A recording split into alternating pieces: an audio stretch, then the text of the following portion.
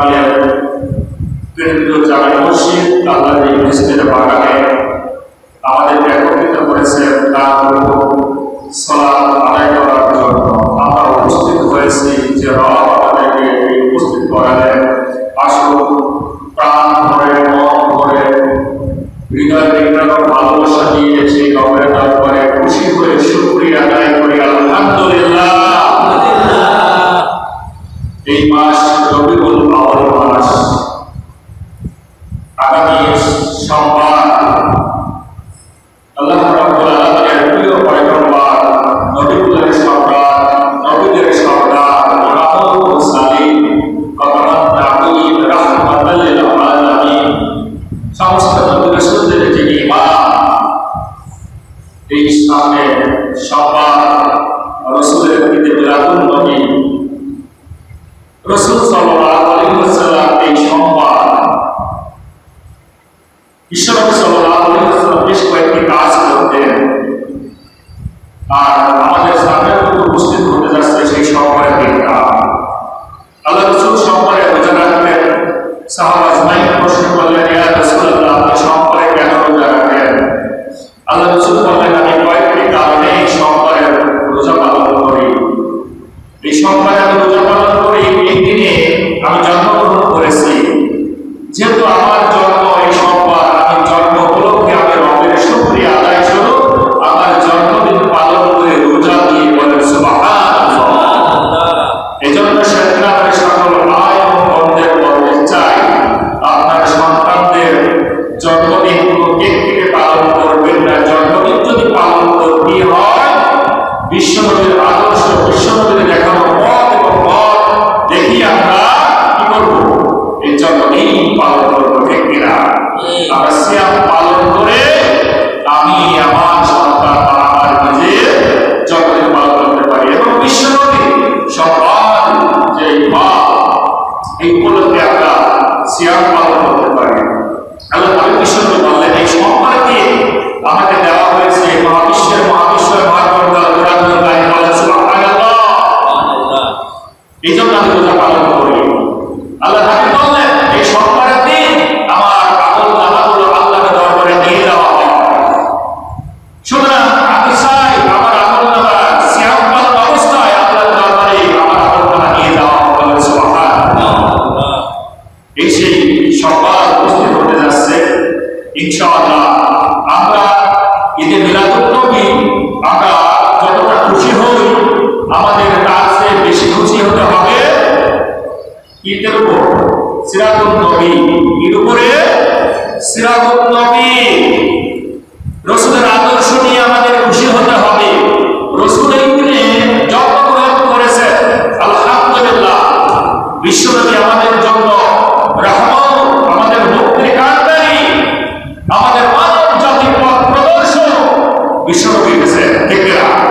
জবানটা খুলে দিয়ে বলা লাগবে, ঠিক কিনা? সুতরাং এই বিশ্বনবীকে পেয়ে আমরা অত্যন্ত খুশি এবং সম্মানের দিন জন্মগ্রহণ করেছে। এটা নিয়ে আপনারা হালুয়া, রুটি, বিভিন্ন মিষ্টি মেঘা এবং গরু জবাই, ছাগল জবাই করে পেট পুড়ে খেয়ে ফেলি এবং আমরা মনে মনে ভাবি এই দিন হলো সেই রাসূল খেতে পারে না এই হালুয়া রুটির দিন। এটা কখনোই আমাদের ধারণা করা যাবে না। এই দিন উপলক্ষে আমাদের এটা মেনে নেওয়া লাগবে।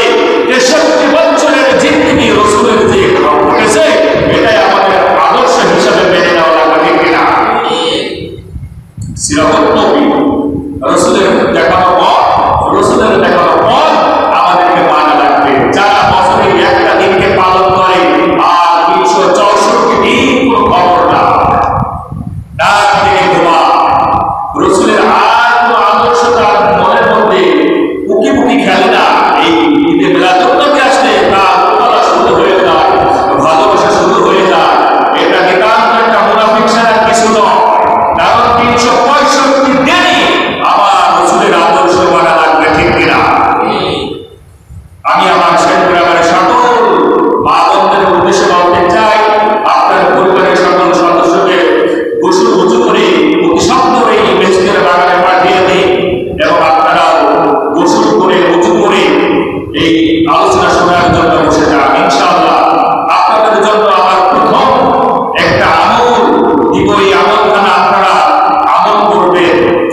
ইনশাআল্লাহ এই আমলখানা যদি আপনারা করতে পারেন, রাসূল আপনাদেরকে সুসংবাদ দিয়েছেন জান্নাতের। বলেন সুবহানাল্লাহ।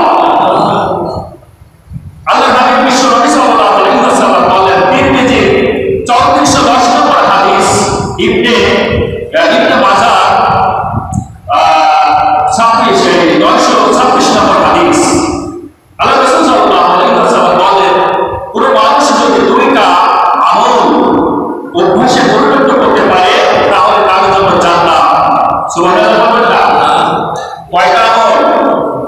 দুইটা কাজ কেউ যদি অভ্যাসে পরিণত করতে পারে তার অত্যন্ত সহজ। রাসূল বলতেছেন আমল অত্যন্ত সহজ, কিন্তু অধিকাংশ মানুষ এই আমল থেকে বঞ্চিত হয়। অধিকাংশ মানুষ এই আমলটা করতে পারে না, কিন্তু আমলটা অত্যন্ত সহজ। এজন্য আমি সেদিন আমার সকল আমাদের আহ্বান করবো এই আলোচনাটা শুনে এই আমলটা আপনারা ইনশাআল্লাহ করবেন। আল্লাহ রাসূল বলেন, প্রথম যে আমল, 1 নম্বর আমল হলো প্রতি ফরজ নামাজের পর, এই যে সালাত আদায় করে আমরা ফরজ নামাজ আদায় করি, আমরা ফরজ নামাজ আদায় করার পর দ্রুত চলে যায় মসজিদ থেকে। এটা রাসূলের কোনো আদর্শ না, ঠিক কিনা? ফরজ নামাজের পর অনেক সময় বসে তাসবিহ তাহলিল বিশ্বনবী আদায় করবে। সত্যি যদি আপনি রাসূলের আদর্শ মানতে চান, ফরজ সালাতের পর আপনাকে কিন্তু এই সময় ধরে রাসূল যেভাবে তাসবিহ তাহলিল পাঠ করতেন আমাদেরকে বলা লাগবে। সালাত ফেরানোর পর বিশ্বনবী সাল্লাল্লাহু আলাইহি ওয়াসাল্লাম সর্বপ্রথম বলতেন আল্লাহু আকবার। অর্থাৎ ফরজ সালাত সমাপ্ত করার পর বিশ্বনবী বলতেন আল্লাহু আকবার। এরপরে বিশ্বনবী সাল্লাল্লাহু আলাইহি ওয়াসাল্লাম তিনবার বলতেন আস্তাগফিরুল্লাহ, আস্তাগফিরুল্লাহ, আস্তাগফিরুল্লাহ। এরপরে বিশ্বনবী সাল্লাল্লাহু আলাইহি ওয়াসাল্লামের সহধর্মিণী আম্মা আয়েশা রাদিয়াল্লাহু তাআলা আনহা বর্ণনা করতেছেন, বিশ্বনবী সালাত ফেরানোর পর এরপরে পাঠ করতেন আল্লাহুম্মা আনতাস সালাম ওয়া মিনকাস সালাম তাবারাকা ইয়া যাল জালালি ওয়াল ইকরাম। এরপরে আমার শেখরামের সকল ধর্মপ্রাণ মহিলারা যে আমলটার কথা আপনাদেরকে বলতে যাচ্ছিলাম, এই ফরজ নামাজের পর আল্লাহর হাবিব বিশ্বনবী বলেন, কোন মানুষ যদি 10 বার সুবহানাল্লাহ, 10 বার আলহামদুলিল্লাহ আর 10 বার আল্লাহু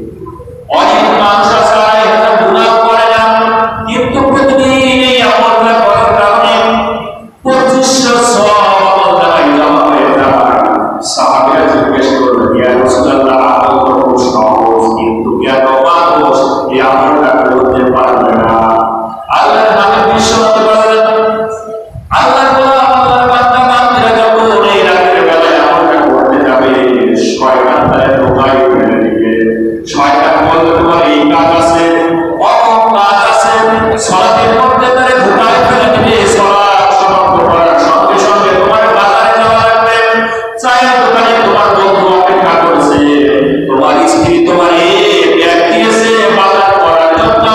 কত রকমের মানুষ কত রকমের চিন্তায় পড়ে যাবে, শয়তান মনের মধ্যে ওসওয়াসা দিতে থাকবে, ওসওয়াসা পেয়ে এই মানুষগুলো আমলটা ভুলে যাবে। সুতরাং খুব কম সংখ্যক মানুষই আমলটা করে রাখবে। আল্লাহ বলেন কম সংখ্যক মানুষ এই জান্নাতের মধ্যে দাখিল করবে। সুবহানাল্লাহ, সুবহানাল্লাহ, সুবহানাল্লাহ। সুতরাং আমার সাথীরা সকল আমার মুসলিম ভাইদেরকে এবং আমার মুসলিম বাবাদেরকে আমলটা বললাম। ইনশাআল্লাহ আজকে থেকে আমরা ফরজ সালাতের পর 10 বার সুবহানাল্লাহ, 10 বার আলহামদুলিল্লাহ, আর 10 বার আল্লাহু আকবার, এবং ঘুমানোর সময় 33 বার সুবহানাল্লাহ, 33 বার আলহামদুলিল্লাহ, 34 বার আল্লাহু আকবার। এই আমলটা করবে ইনশাআল্লাহ। আসুন আজকে যে বিষয়টি নিয়ে কথা বলার কথা আছে, সময় সংক্ষিপ্ত, আলোচনা 2 ঘন্টা, এই জন্য হেডলাইনগুলো বলব বোঝার জন্য। গত সপ্তাহে আলোচনা করেছিলাম কি নিয়ে, মনে আছে কি নিয়ে আলোচনা করেছিলাম? This is a classroom, so you are my student, I am your teacher, I ask you, আমি আপনাদেরকে জিজ্ঞাসা করতেছি যে পাঁচ সাথে আলহামদুলিল্লাহ আমার মুসলিমদের তীক্ষ্ণ আইকিউ আছে, তীক্ষ্ণ ব্রেন আছে, আল্লাহ তাআলা আমাদের ব্রেনটা বাড়াতে বলেন আমিন। গত সপ্তাহে আলোচনা করেছিলাম পাক পবিত্র নিয়ে, অর্থাৎ শরীর পাক এবং কাপড় পাক, অর্থাৎ বালের পবিত্রতা, এই দুইটা বিষয় আলোচনা করেছি। একজন সম্মানিত আমার এই মসজিদের মেহমান খাদিম বলেছিলেন আমরা ধারাবাহিকভাবে এই গবেষণামূলক আলোচনা শুনতে চাই, আমিও উপহার দিতে চাই, বলেন আলহামদুলিল্লাহ।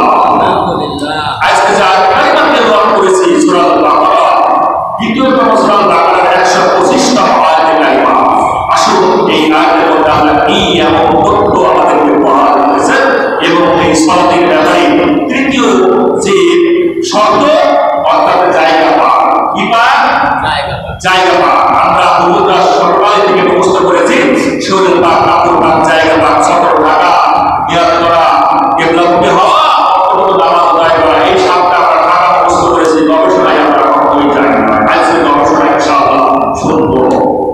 আল্লাহ রাব্বুল আলামিন ফরমালেন সূরা আল-বাকারা দ্বিতীয়তম সূরা আল-বাকারা 125তম আয়াতে কারিমার মধ্যে আমাদের জন্য যে তথ্যটা দিয়ে দিলেন, ওপেন করে দিলেন, ওয়াইস জাআলাল বাইতা মাসাবাতাল লিন-নাসি ওয়া আল্লাহ বলেন স্মরণ করো 4024 বছর আগে ইব্রাহিমের যুগের ঘটনাটা তোমরা স্মরণ করো।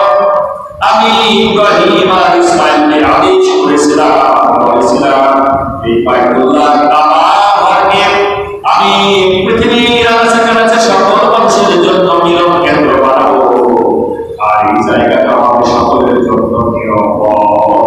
সকলের জন্য কি? সকলের জন্য। আর কথা বুঝতে পারছেন না? বাইরে সামনে করে বিরক্ত হচ্ছে না, কথাটা বুঝতে পারেন বলবেন। আল্লাহ রাব্বুল আলামিন ডাকে বলেন এই জায়গাটা খুলে দিন, কারণ প্রথমে আসছে বা এটা মেরে দেন, যদি বুঝতে পারেন আলহামদুলিল্লাহ। আল্লাহ রাব্বুল আলামিন বলেন আমি ইব্রাহিম ইসমাঈলকে অর্ডার করলাম কাবাকে পবিত্র রাখার জন্য। এই কাবাকে আমি প্রত্যেকটা মানুষের জন্য মিলন কেন্দ্র বানাবো, আর প্রত্যেকটা মানুষের জন্য হবে নিরাপদ।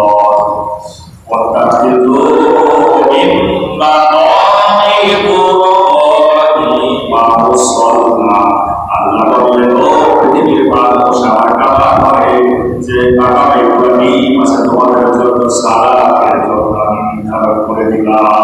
সুবহানাল্লাহ। আল্লাহ রাব্বুল আলামিন ডাকলেন ওয়াহিদনা ইলা ইব্রাহিম ওয়া ইসমাঈল। আল্লাহ ডাকলেন ইব্রাহিম ও ইসমাঈল, তোমরা বাপ বেটা মিলে কি করবা? আমার এই কাবাটাকে পবিত্র রাখো, পরিষ্কার করো।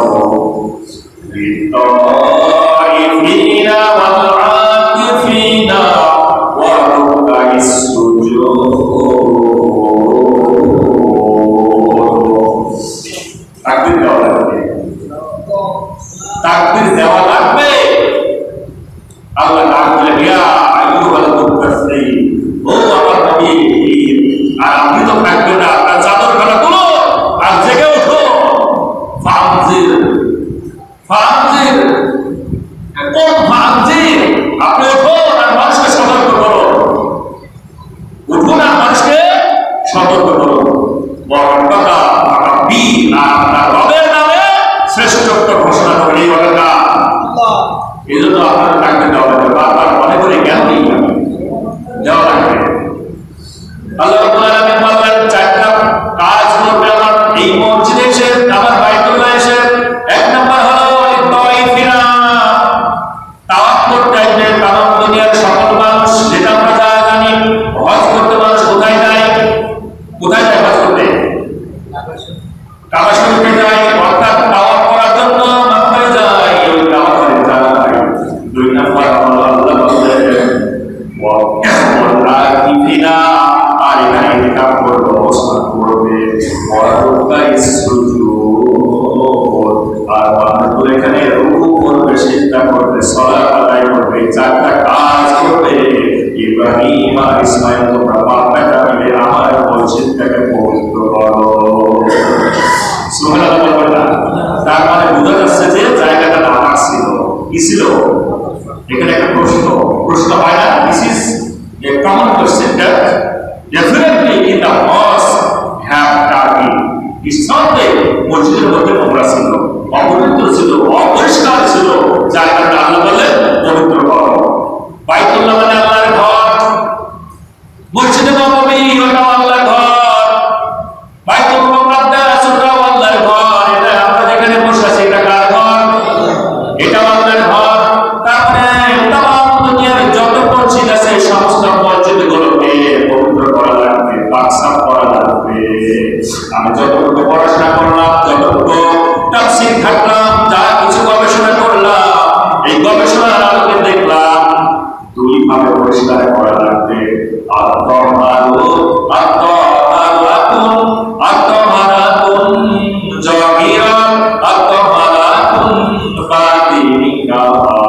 একটা হলো ভিতর পরিষ্কার করা লাগবে, আর একটা হলো বাইরে পরিষ্কার করা লাগবে।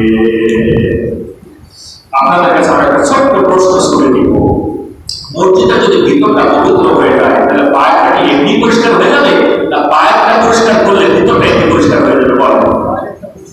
অ্যান্সার দেওয়া লাগবে। দেখি আপনাদের কাছ থেকে আমি শুনতে চাই। অ্যান্সার আমার কাছে আছে। দুইটা পরিষ্কার তো করা লাগবে না, আমিও জানি, কোরআনও বলতেছে, সেই গবেষণা কোরআন থেকে আমি আপনাদেরকে শোনাবো। কিন্তু আমি আপনার কাছে প্রশ্ন করেছি, সেটার অ্যান্সার দেওয়া লাগবে যে বাহিরটা যদি বাহির, অর্থাৎ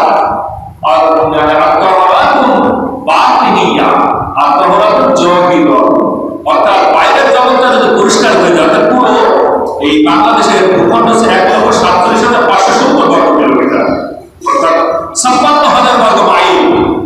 এটা যদি পবিত্র হয়ে যায়, তাহলে মসজিদ পবিত্র হয়ে যাবে, তাই পুরো মসজিদটা পবিত্র হয়ে গেলে এই 56,000 বর্গ মাইল পরিষ্কার হয়ে যাবে গোটা।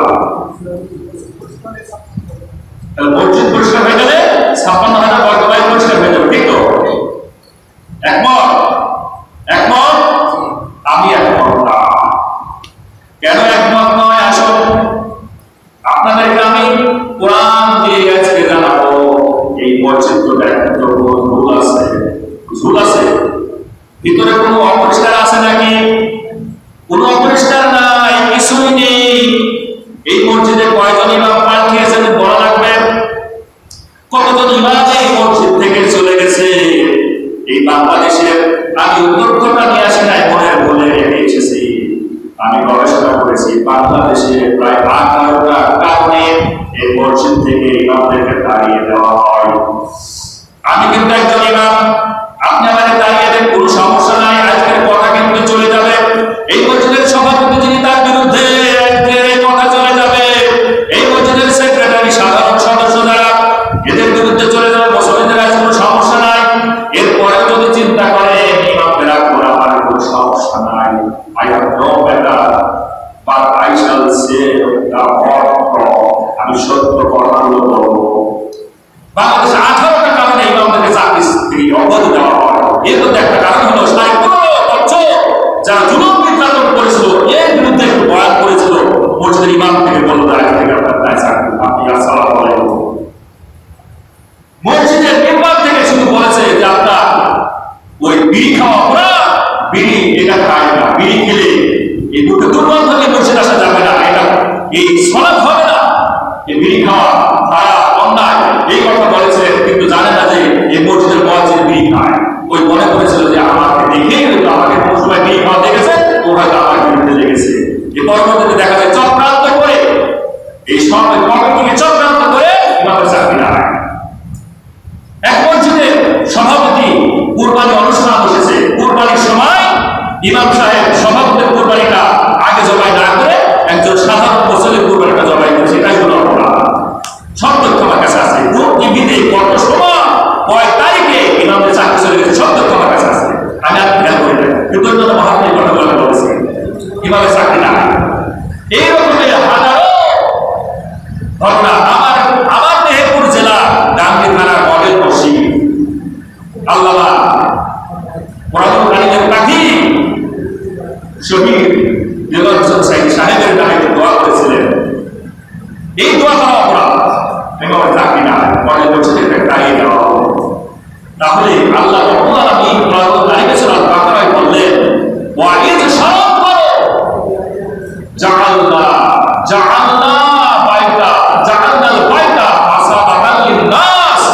মানুষের জন্য এই মসজিদকে বানিয়েছে মিলন কেন্দ্র, ও আমনা এবং এই মসজিদ হলো নিরাপদ।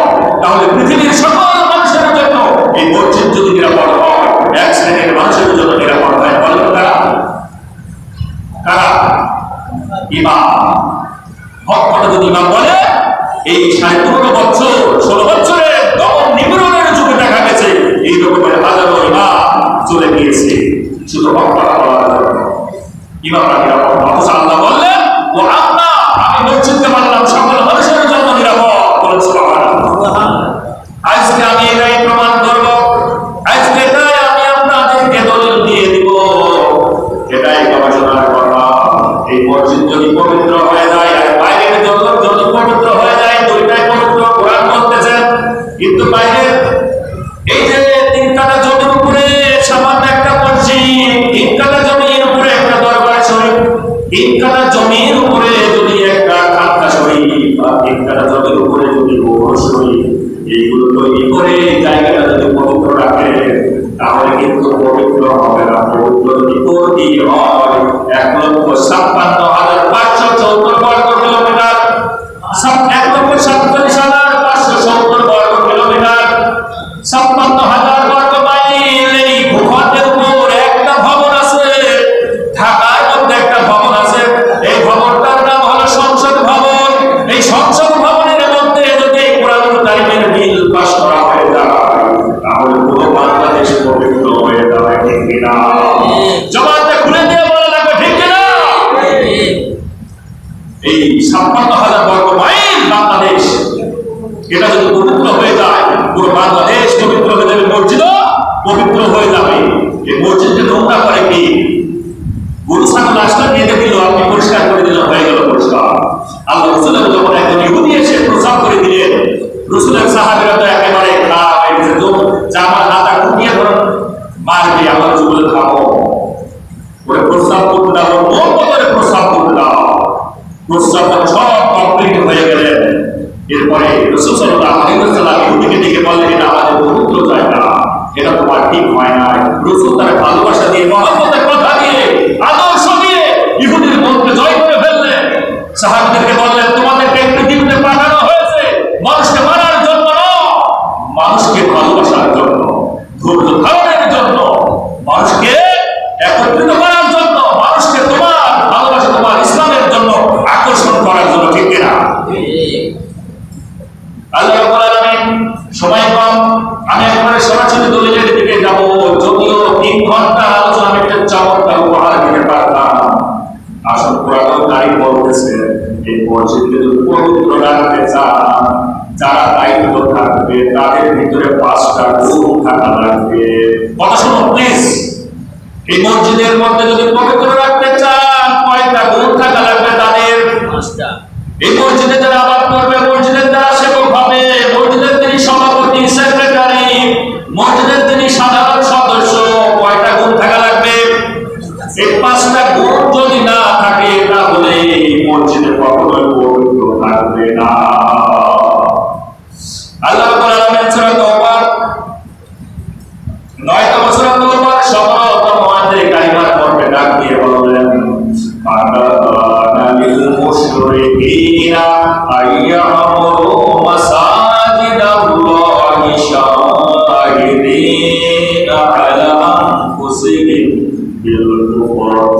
আল্লাহ ডাক দিয়ে বললেন, এই মসজিদের দায়িত্ব কোন অধিকার নাই মসজিদের সেবক হওয়ার, কারোর অধিকার নাই যারা মুশরিক।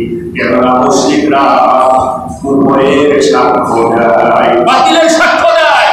যারা দমন নিগ্রহ চালায়, যারা জুলুম নির্যাতন করে, তাদের পক্ষে সাপোর্ট করে। সুতরাং এই মসজিদের দায়িত্ব এই মুশরিকদের অধিকার নয়, ঠিক না? আল্লাহ রাব্বুল আলামিন বললেন, শোনো, এই মসজিদের দায়িত্ব কারা থাকবেন? আল্লাহ বলেন, এই মুশরিকদের দায়িত্ব পাবে না, মসজিদের দায়িত্ব এইরকম বাচ্চাদের থাকবে না। উলাইকা হাবিতাত আমালুহুম ওয়া ফিন-নারি হুম খালিদুন।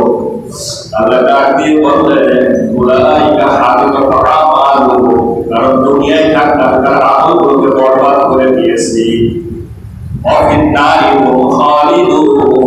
আর আমি চিরকাল জাহান্নামে তাকে পাঠানোর জন্য একটা টিকিট ভাগ করে রেখেছি। শুধু মরবে আর জাহান্নামের মধ্যে চিরকাল অবস্থান করবে। সুতরাং এই মসজিদের দায়িত্ব পাওয়াটাই শুধু প্রেমের নয়। সুতরাং এই 5টা গুণ আপনার মধ্যে আছে কিনা এটা দেখুন, মিলাই দেখুন। আল্লাহ রাব্বুল আলামিন ডাক দিয়ে বললেন, সূরা তাওবার 18 আয়াত, ইন্নামা ইয়ামুরু মাসাজিদাল্লাহি, মসজিদের দায়িত্ব থাকবে তারাই, তাদের মধ্যে থাকবে 5টা গুণ। কয়টা গুণ?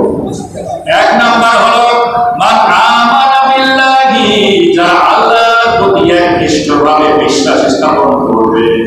2 নাম্বার হলো ওয়াল ইয়াউমিল আখির, আখিরাতের প্রতি তার পূর্ণ বিশ্বাস থাকা লাগবে। 3 নাম্বার হলো ওয়া আকামাস সালাতা, সে সালাত প্রতিষ্ঠা করবে। শুধু নিজেই সালাত আদায় করবে তা নয়, এই বাংলার জমিনে প্রত্যেকটা ঘরে ঘরে নামাজি তৈরি হবে। এর জন্য যে সংবিধান কোরআন এর পক্ষে থেকে সালাতকে প্রতিষ্ঠা করা লাগবে, ঠিক না? আল্লাহ রাব্বুল আলামিন 4 নম্বর গুণ দিলেন, এই মসজিদ আবাদ করবে তারা। এই মসজিদের সভাপতি, সেক্রেটারি, সাধারণ সদস্য তারাই হবে। যারা যাকাত আদায় করে, অর্থাৎ আল্লাহ সম্পদ দিয়েছে, যাদের 85,000 টাকার মতো 4টা প্রোডাক্ট থাকে, স্বর্ণ আছে, রূপা আছে, আপনার ব্যবসায়িক পণ্য আছে, আর আপনার টাকা আছে, 4টা মিলে যদি 85,000 টাকা যদি আপনার হয়, 80-85,000 অর্থাৎ 52.5 তোলা রূপার সমমূল্য যদি হয়ে যায়, আপনার উপরে যাকাত ফরজ। সুতরাং তাকে যাকাত দেওয়া লাগবে। কয়টা হলো কাজ? 4টা। শেষ নাম্বার আল্লাহ রাব্বুল আলামিন বলেন, ওয়ালাম ইয়াখশা ইল্লাল্লাহ,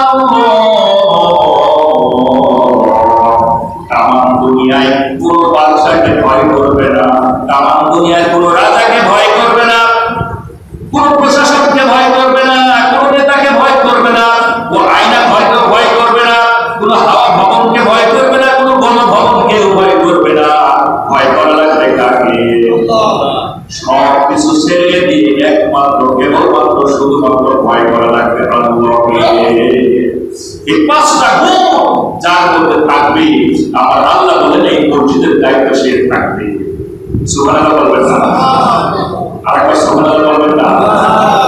এই 5টা গুণ যদি না থাকে, আল্লাহ বললেন উলাইকা হাবিতাত আমালুহুম, তোর দুনিয়াতে তোর আমল সব বরবাদ করে দিব। তুই মসজিদের দায়িত্ব নিয়েছিস আর মনে মনে ভাবতেছিস আমার জান্নাতের টিকিট একেবারে উঠে হয়ে গেছে।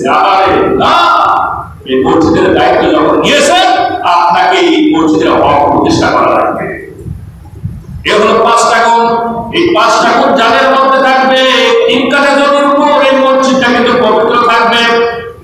এবার আল্লাহ রাব্বুল আলামিন বললেন 1,47,570 বর্গ কিলোমিটার, অর্থাৎ 56,000 বর্গ মাইলকে যদি আপনি পবিত্র করতে চান, আল্লাহ বললেন তাকে আমি 4টা দায়িত্ব দিব, যাকে আমি বাংলাদেশের ক্ষমতা দিব।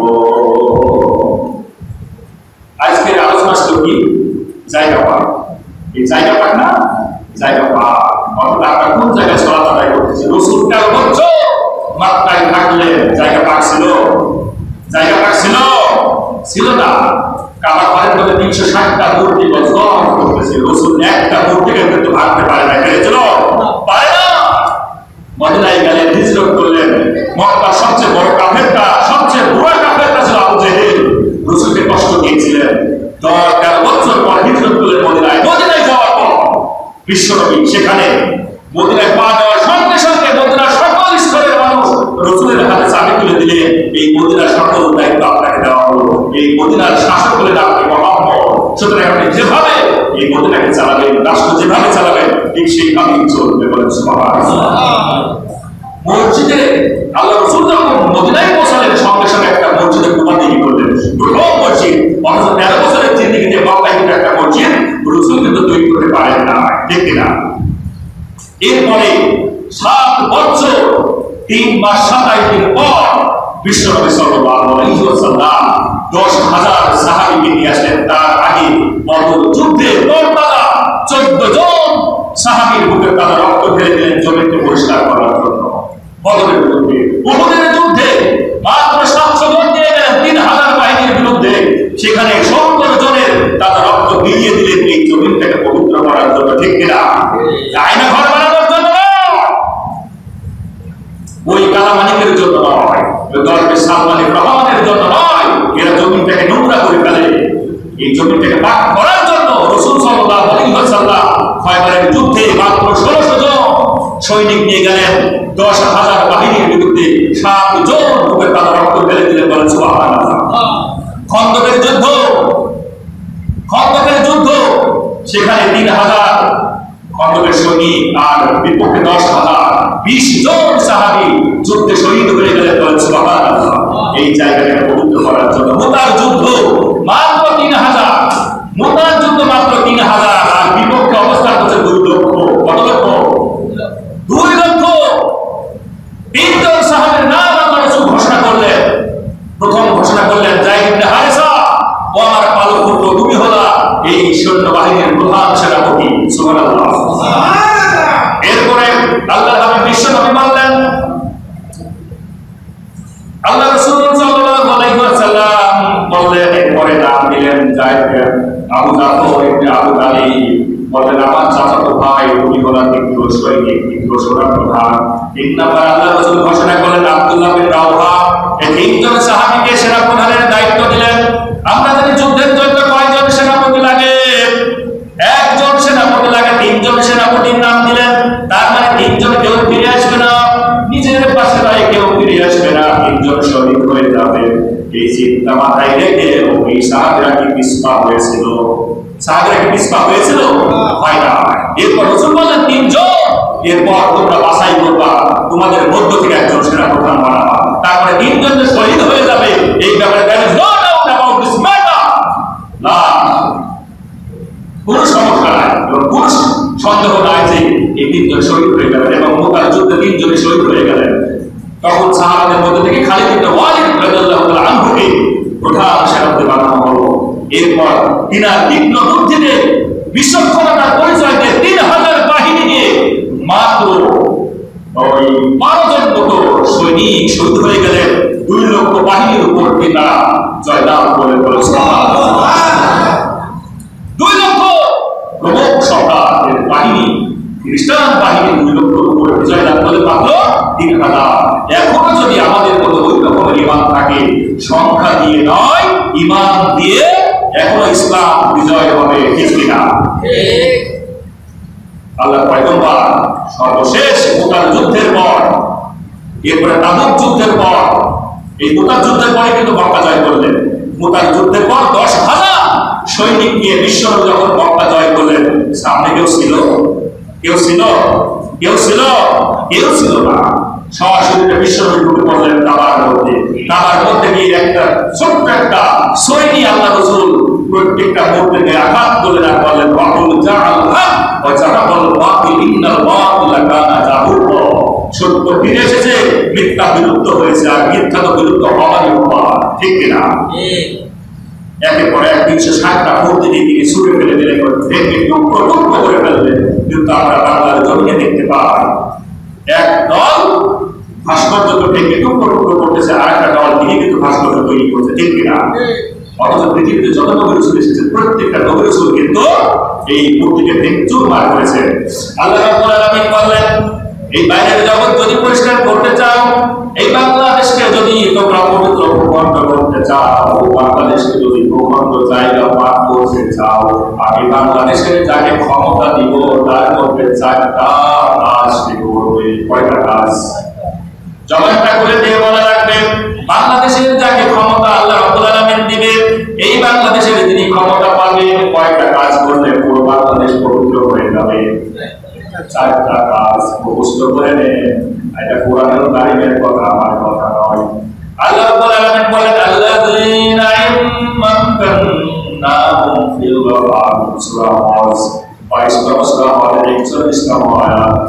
আল্লাহ বলেন, আল্লাযীনা, যাদেরকে ইম্মাক্কান্নাহুম, ক্ষমতা আমি যদি দিই তাদেরকে, ফিল আরদি, পৃথিবীর মধ্যে, ফিল আরদ, আরদ শব্দের অর্থ হলো পুরো পৃথিবী, আরদ শব্দের অর্থ হলো সম্প্রদায়, আরদ শব্দের অর্থ হলো দল, আরদ শব্দের অর্থ হলো একটা গোষ্ঠী, আরদ শব্দের অর্থ হলো একটা দেশ। এইভাবে আরদ দিয়ে অনেকগুলো শব্দ হয়। আল্লাহ রাব্বুল আলামিন বলেন, আমি যদি কোনো মুহাম্মদের উপর কাউকে ক্ষমতা দিই, ইম্মাক্কান্নাহুম ফিল আরদ, পৃথিবীর মধ্যে, ওই বাংলাদেশের মধ্যে আমি যদি কাউকে ক্ষমতা দিই, সে 4টা কাজ যদি করে ফেলে, পুরো বাংলাদেশ একেবারে পবিত্র হয়ে যাবে। 1 নাম্বার হলো আকামুস সালাত, 5 ওয়াক্ত সালাত প্রত্যেকটা সমাজে, প্রত্যেকটা আনাচে কানাচে বাংলাদেশে প্রতিষ্ঠা করে দিবে। ঠিক না? 1 নাম্বার সালাত, 5 ওয়াক্ত সালাত একবার প্রতিষ্ঠা করে দিবে। 2 নাম্বার আল্লাহ রাব্বুল আলামিন বলেন, ওয়াকামুস যাকাত, ধনীদের সম্পদ আহরণ করবে, ধনীদের সম্পদ উপার্জন করে গরিবদের মধ্যে বিলিয়ে দিবে। যাকাত আদায় করা করবে, অর্থাৎ যাকাতের খাত 8 শ্রেণীর মানুষ পাবে। সূরা তওবার 60 নম্বর আয়াত আল্লাহ বলে দিলেন কারা কারা যাকাতের মাল পাবে। এই যাকাত হলো উপকার সকল মানুষের জন্য। ধনীরা যদি যাকাত দেয়, আল্লাহ রাব্বুল আলামিন বললেন তার মাল পবিত্র হয়ে যায়। ঠিক না? যাকাত যদি আপনি আদায় করেন, হয়তো এখন যাকাত আদায় সরকারিভাবে আর করা হয় না, কিন্তু রাষ্ট্রীয়ভাবে যদি যাকাত আদায় করে, আপনার মাল কিন্তু পবিত্র হয়ে যায়।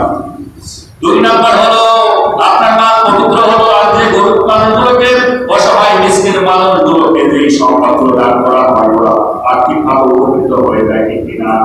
এরা কিছুই করবে, ডাকাতি করবে, ওরা রাস্তায় চাঁদা আদায় করবে, কিছুই করবে না, কারণ সম্পদ পেয়ে যাবে। বাংলাদেশের কতগুলো পতিতালয় আছে, এই পতিতালয় যারা থাকে, এই নারীগুলো কি আর বেশ্যাবৃত্তি করবে বলেন? একজনও করবে না। যখন আপনি তাদের বিবাহের ব্যবস্থা করবেন, সম্পদ যখন যাকাতের টাকা তাদেরকে দিবে, এই মহিলাগুলো কিন্তু আর এই ধরনের অন্যায় কাজ করবে না। সুতরাং যারা বিরোধিতা করছেন, যারা ইসলামকে চান নাই, কোরআন প্রতিষ্ঠা করা চান নাই, কালকে আমাদের ময়দানে এই পেশাদের যত পাপ হবে আপনার ঘাড়ে চাপবে, প্রত্যেকটা পাপ আপনাদের ঘাড়ে চাপবে। ঠিক না? সুতরাং যারা কোরআনকে চান না, যারা এই বাংলাদেশ একটা ইসলামিক দেশে পরিণত হয়ে তার কিতাব যারা চাই না, অবশ্যই এই পাপগুলো আপনাকে মাথায় নিয়ে কবরে দেওয়া লাগবে। যতই আপনি সালাত আদায় করুন, আগে জায়গা পাক করা লাগবে। আপনি জায়গা পাক না করে সালাত আদায় করবেন, আল্লাহ বলেই দিয়েছেন। আপনি শুধু মুখস্থ করলে হবে না, গবেষণামূলক কথাগুলো শোনা লাগবে, জানা লাগবে। শরীর পাক নিয়ে আলোচনা করেছি, কাপড় পাক আলোচনা করেছি, আজকে জায়গা পাক। এই জায়গা পাক শুধু 3 টাকা জমির উপরে মসজিদ পাক না, পুরো 1,47,570 বর্গ কিলোমিটারকে পবিত্র করা লাগবে। ঠিক কিনা? আর এই 1,47,570 বর্গ কিলোমিটারকে যদি পরিষ্কার করতে চান, আল্লাহ বললেন আকামুস সালাত, সালাত প্রতিষ্ঠা করে দাও, ওয়া আতাউজ যাকাত, যাকাত প্রতিষ্ঠা করে দাও, ওয়া আমারু বিল মা'রুফ, ওয়া আমারু বিল মা'রুফ, সৎ কাজ রন্ধে রন্ধে তুমি প্রতিষ্ঠা করে দাও। ভালো কাজ প্রত্যেকটা মানুষের, প্রত্যেকটা সমাজের মধ্যে, প্রত্যেকটা পরিবারের মধ্যে সৎ কাজ প্রতিষ্ঠা করে দাও। এই সৎ কাজ কোথায় পাওয়া যায় বলেন তো? সৎ কাজ কোথায় পাওয়া যায়? কোরআনুল কারীমের মধ্যে। সৎ কাজ যে কোরআনুল কারীমের মধ্যে পাওয়া যায়। আল্লাহ রাব্বুল আলামিন বললেন, ওয়া আমারু বিল মা'রুফ ওয়া নাহা আনিল মুনকার। আর সমাজে কেউ যদি বিশৃঙ্খল করে, কেউ যদি অন্যায় করে, অন্যায়ের অনেক রকমের ধরন আছে। কেউ যদি চুরি করে, তার হাত কেটে দাও। কেউ যদি মদ পান করে, তার 80 দৌড়া মারো। কেউ যদি জিনা করে, তার কোমর পর্যন্ত ঘুরে একেবারে শেষ করে দাও। এই আইন যদি পাশ হয়ে যায়, বলেন তো কেউ চুরি করবে? এই জনসম্মুখে এই সেনগ্রামে কেউ চুরি করেছে, এই ফিল্ডের মাঝে সকল সেনগ্রামের মানুষ দাঁড়ায় যাবে, ইমাম সাহেব যিনি থাকবেন ওই হাতখানা জবাই করে দিবে, কেটে ফেলবে। এই হাতখানা যার কাটবে আল্লাহ দেখবে, এরা কিন্তু তওবা করবে, আল্লাহ মাফ চাই, দোয়াও চাই, আমরা কখনোই চুরি করবো না। বিধানটা কার? জবানটা খুলে দিয়ে বলা লাগবে বিধান কার? আল্লাহ। সুতরাং আল্লাহ বিধান চালু করতে হবে। এখন সময় এসেছে এই যে ছাত্র বৈষম্য ছিল এটা দূর করেছেন আমার ছাত্র জনতা ভাইরা। আলহামদুলিল্লাহ, যে সকল ছাত্র ভাইরা জীবন দিয়ে চাঁদা শহীদি মর্যাদা দান করেন আমি, এবং কিয়ামত পর্যন্ত যত এই রকমের জালে এই রকমের আইনা তৈরি না করেন আমি। এত সুন্দর একটা পরিবেশ দিয়েছেন, এখন প্রত্যেকটা ইমাম মন করে কথা বলতে পারে। প্রত্যেকটা ইমামের মধ্যে এখন বিশাল একটা সাহস তৈরি হয়ে গিয়েছে যে না, অন্তত জমিনে ভালো কথা বলতে আর কোনো ইমামে চাকরি হারাবে না। চাকরি হারানোর অনেক কারণ থাকে, এবং ডক্টর মোহাম্মদ ইউনূস বলেই দিয়েছেন কোরআনুল কারীমের কথা বলতে কোনো প্রশাসনের কাছে কোনো অনুমতি নেওয়া লাগবে না, মাহফিল দিবেন কারোর কাছে অনুমতি নেওয়া লাগবে না। সুবহানাল্লাহ বলেন। কোরআনের কথাটা মন খুলে শুনবেন, কেউ বাধা দিবে না। এই চারটা কাজ এই যারা করবে। এবার আসুন, আমি একটা হাদিস পড়েছিলাম আল্লাহ রাব্বুল আলামিনের পয়গম্বর বিশ্ব নবী বললেন, কেউ যদি দুইটা জিনিসকে শক্ত করে ধরে নেয় পৃথিবীর কেউ তাদেরকে গোমরাহ করতে পারে না। আল্লাহ নবী বিশ্ব নবী বললেন, ইন্না হাযাল কুরআন সাবাবুন, এটা হলো একটা কোরআন। আর এই কোরআনটাকে আল্লাহ রাসূল বলেন একটা রশি। এটা কি? একটা রশি। তরফুহু বিয়াদিল্লাহি, এই রশির একটা মাথা আল্লাহ ধরে রেখেছেন। ওয়া তরফুহু বিআইদিকুম, আর তোমাদের কাছে একটা মাথা আছে। অর্থাৎ কোরআনুল কারীমের এই একটা মাথা আমাদের প্রত্যেকটা মানুষের হাতে আছে। আল্লাহ রাসূল বিশ্বনবী বললেন, ফাতামাসসাকু বিহি, শক্ত করে ধরো। এটা রাসূলের আদেশ, এটা ফরজ। এটা কি? এই সালাত আদায় করতেছেন, এটা যেমন ফরজ। আল্লাহ রাসূল বললেন, ফাতামাসসাকু বিহি, এই কোরআনটাকে আপনারা শক্ত করে ধরুন। রাসূলের আদেশ, রাসূলের প্রত্যেকটা কথা কি ফরজ। যখন আদেশ করতেছে রাসূল বলেন ফাতামাসসাকু বিহি, কোরআনটাকে শক্ত করে ধরো। আল্লাহ রাসূল বলেন, ফাইন্নাকুম লান তাদিল্লু, পৃথিবীর কারোর ক্ষমতা নাই তোমাদেরকে পথভ্রষ্ট করে দিতে পারে। পৃথিবীর কারোর ক্ষমতা নাই তোমাদেরকে গোমরাহি করে দিতে পারে। ওয়ালান তুগলিকু বারাদাহু আবাদা, চিরকাল তোমাদেরকে কেউ ধ্বংস করতে পারবে না। সুবহানাল্লাহ। কোন জিনিসটাকে বললাম? কাকে? এই বিশ্বনবীর কাছে পাঠানো কোরআনুল কারীম আর বিশ্বনবীর আদর্শ। সুন্নাতা ওয়া নাবিহি, সুন্নাতা নাবিহি, আল্লাহ রাসূলের কি সুন্নতকে, এই দুটো জিনিস রাখতে গেলে ইনশাআল্লাহ পৃথিবীর কেউ পথভ্রষ্ট হবে না। আল্লাহ রাব্বুল আলামিন আজকের এই মসজিদ ভরা মানুষগুলোকে এবং পুরো সেন্ট্রামের মানুষ তামাম দুনিয়ার সকল ইমানদারকে এই কোরআন এবং রাসূলের আদর্শ একেবারে শক্তভাবে ধরার জন্য যা আল্লাহ আদেশ করলেন, রাসূল আদেশ করেছেন, এটা যেন আমরা ধরে রাখতে পারি, এই তৌফিক আপনার তামাম দুনিয়ার রব দান করুন। তৌফিক ইল্লা বিল্লাহ। আমিন।